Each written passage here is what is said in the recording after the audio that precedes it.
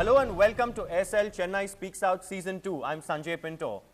Now, if you've left Madras and returned to Chennai, you'd probably be forgiven for thinking that the city has perhaps changed beyond recognition. Not just the name of the city itself, the rechristening of Chennai, of Madras into Chennai, not just the renaming of roads, but if you look around, you'll find flyovers that have suddenly mushroomed all over the city. You'll find high-rise apartments that have taken the place of those old, beautiful bungalows. But then there are some things about the city that will never change. Things like the warmth and the genuine hospitality of the people here. The old world charm. You will have a June Rock festival, but you will still have that Margari December season.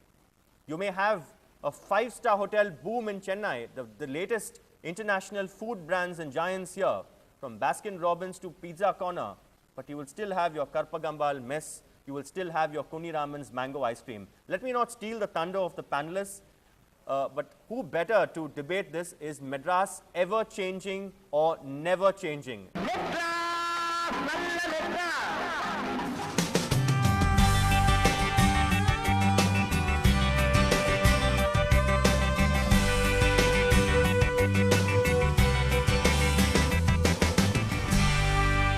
That's the proposition, the bone of contention on SL Chennai Speaks Out. Who better than this panel here? T.M. Krishna, classical musician, and Father Joe Arun, cultural anthropologist and secretary of Loyola College. Both Krishna and Father believe that we are never changing, that we've stuck to our roots. Versus Janaki Sabesh, actress and regional head marketing of Real Image. She will give us the real image, in her words, in her opinion, of Chennai. And Kiruba Shankar, who is the CEO of Business Blogging. Can we call you the father of blogging in the city? Young, don't you think? A little young to be called the father of blogging. And of course, many Chennaites, those who've been here all their life, those who've come in here from different cities and have seen the city evolve over the years. Without much ado, our first round, it's called Opening Spell. Over to you, Father. You will never change the soul and the character of Chennai. I'll give you an example. If you ask all the Chennai people to travel from Chennai to Bangalore or Bengaluru, invariably all of us will ask this question, when will Bangalore come? In my language, in Tamil, Eppa sar Bengaluru varum. Never say, when will I reach Bangalore? We'll always, when will come?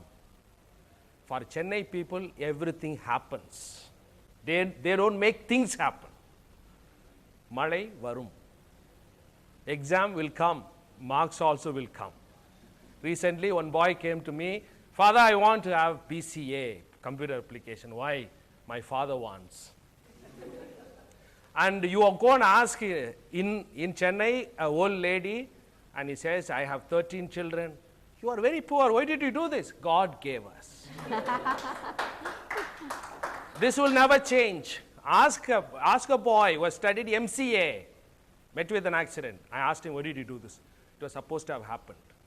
Whatever happened yesterday, good. Whatever is happening today, good. Whatever is going to happen, good. What do? Sit and receive. Receptivity. I'm not talking negatively. This will never change. Chennai, look at the art. Positively talking about. Look at the art.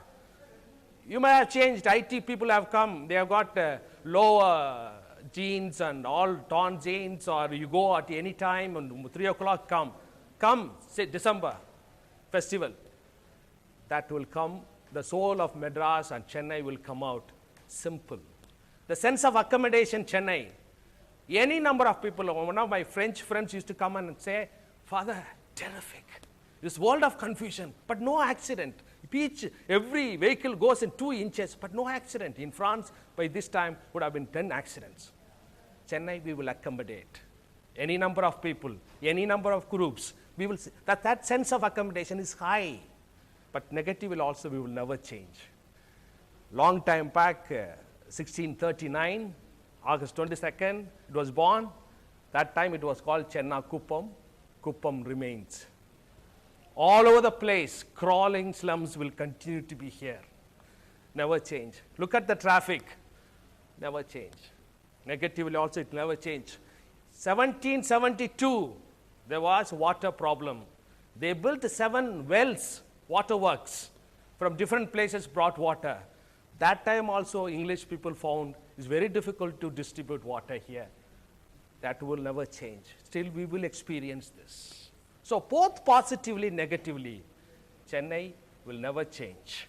All right. I thought you were going to go on and on like a sermon, but then you stopped. All right. To team 2 now. Your time starts now.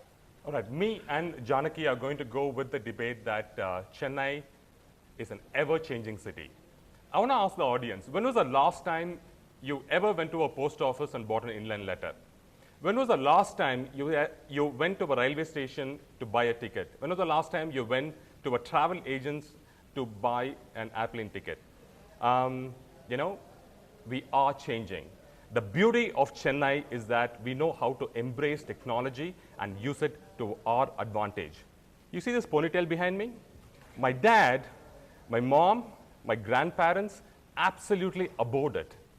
And they said, Kiruba, you're the CEO of a company. You go and pitch to other CEOs. You have a family to feed, because if you don't win projects, we'll all go hungry. I don't think you should have the ponytail. It's been 8 months since I've had this, and the business has tripled.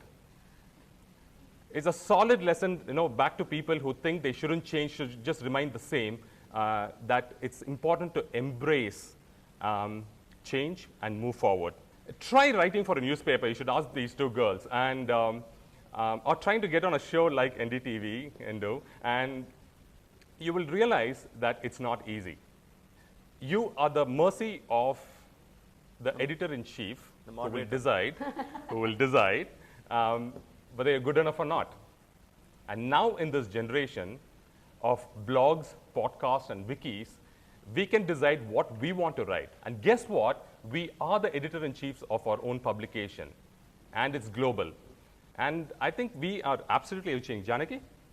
Well, the biggest change I think that we are undergoing in the city is, take Kalyanams for instance. We have the Muhurtam the next day, but the Janavasam the previous evening. But then there is a twist to all that. After Janavasam, you have the reception. And we Orthodox Chennaites, traditionally, we have the Muhurtam, but we have the reception much before. You're already wishing the couple before they are actually going to get married tomorrow. Now, what else? I mean, you are, the girl wears the 9 yards the next day. I'm talking about traditional Hindu marriages here. But yes, we have adapted. As Rajani sir would say, late avandalo, latest avaru. So,